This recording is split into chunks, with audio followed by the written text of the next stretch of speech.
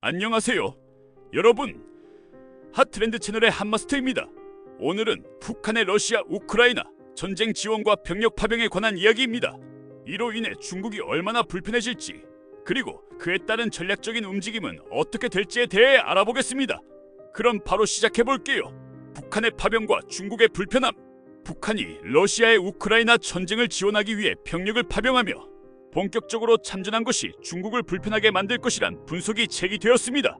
김두현 미국 신안보센터 CNAS 선임 연구위원은 전략국제문제연구소 CSIS 팟캐스트 불능국가 임파서블 스테이트에 출연해 북한군 파병이 적어도 중국을 불편하게 만든다고 본다고 말했습니다. 김 연구위원은 중국이 공개적으로 북한과 러시아를 압박하거나 입장을 발표할 것이라고는 생각하지 않지만 사적으로 조용히 신중하게 압박할 수 있다고 주장했습니다. 이는 특히 미국과의 전략 경쟁이나 러시아와의 관계를 고려한 결과일 것입니다. 중국의 전략적 계산.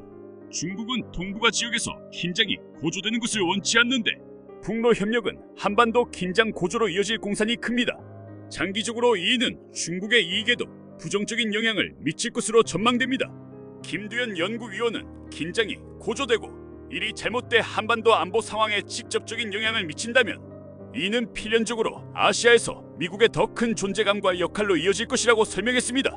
이러한 상황은 중국이 남중국해와 대만에서 영향력을 행사하려는 노력의 복잡성을 더할 수 있습니다.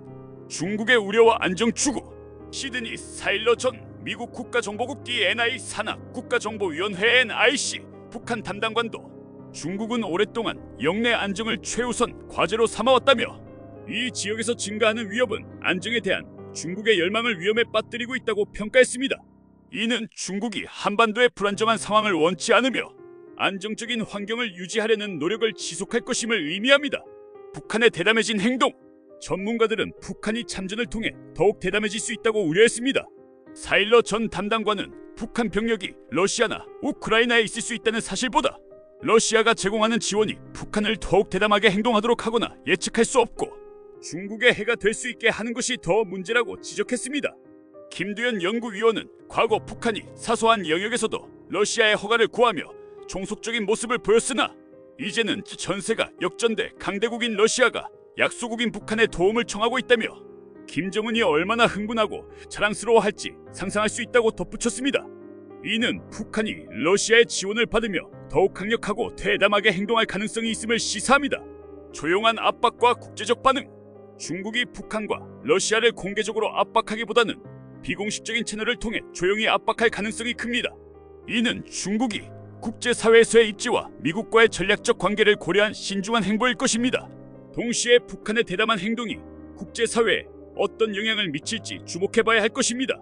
오늘 소개해드린 북한의 러시아 전쟁 지원과 중국의 불편함에 대한 이야기, 여러분 어떻게 보셨나요? 앞으로도 이와 관련된 국제 정세와 변화에 주목해야 할 것입니다.